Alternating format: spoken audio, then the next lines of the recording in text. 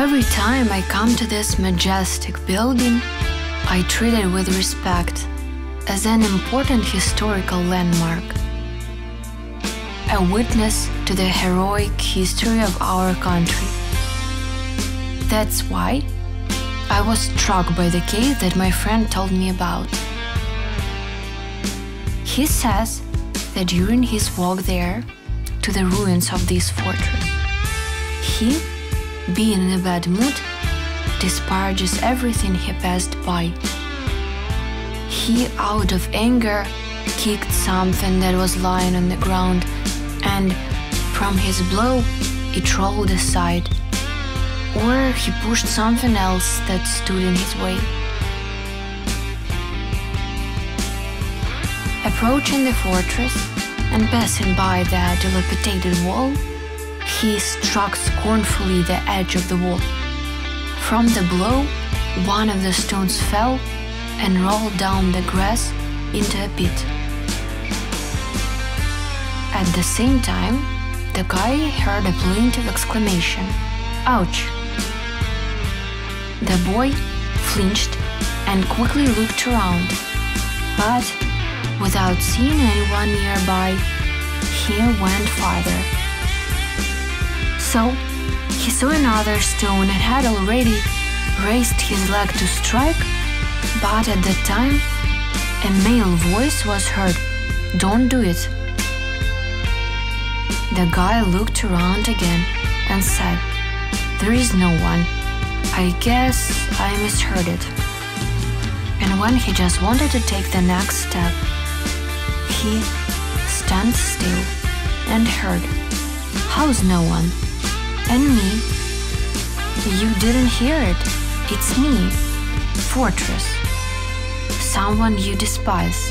Don't do it. I'm hurt that you treat me like that." The guy took a step back and almost fell. Tripping over something, he said, "How's a fortress?" "Can't be. Fortresses don't talk.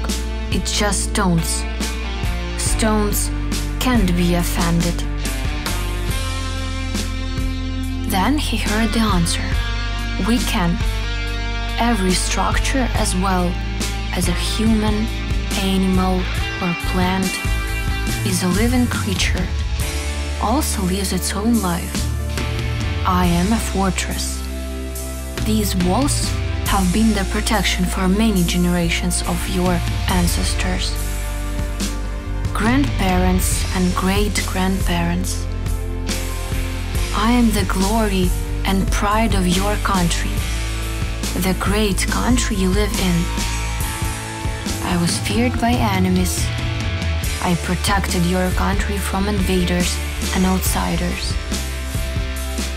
Your countrymen appreciate my millennial exploits and treat me with respect and greatness.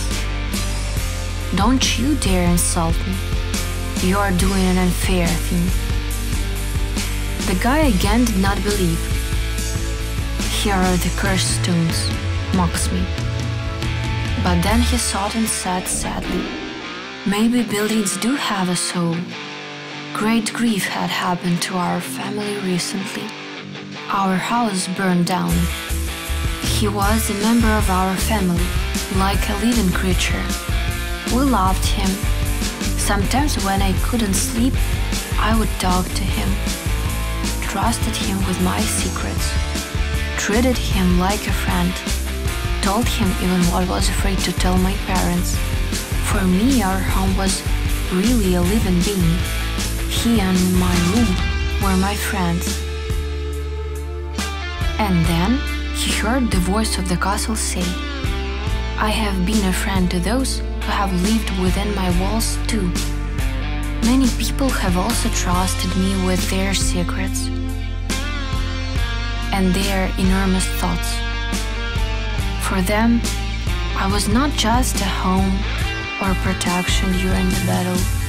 Some knights, dying of severe wounds, turned to their loved ones, relatives, parents, and children. So much grief in their fading voices. They badly did not want to die. They wanted to rise from my, as you said, stones, and fly on their wings to their loved ones and embrace them, those they loved more than their lives. And they loved their country, for which they gave their lives. Their last words, tears, their souls, live in here, what you call stones. Listening to this, the guy was very focused. Then he shook his head and said decisively, I rethought everything. I understood everything. Not only do I apologize, but I make a firm promise that the rest of my life is dedicated to protection the architectural monuments, nature, and history of my great country. From now on, no one will hurt any pebbles that will be involved in the heroic history of my proud nation. That the heartwarming story that happened to my friend. And I believe he could really have heard such words from the walls of this once majestic castle. This is really our story. It needs to be protected. Personally, I will not harm any stone in this structure. And I sincerely advise you to do as well as I do. Thank you, an old fortress, that you have been a protection and guardian for our ancestors. I wish you, my fortress, to stand for hundreds of centuries, and may the generation that follow admire you as a witness to the glorious history of our majestic, proud nation. So, let us all keep together the historical monuments that exist in our country. They are all witnesses to the history of our majestic nation. Save our glorious history for our descendants and succeeding generations.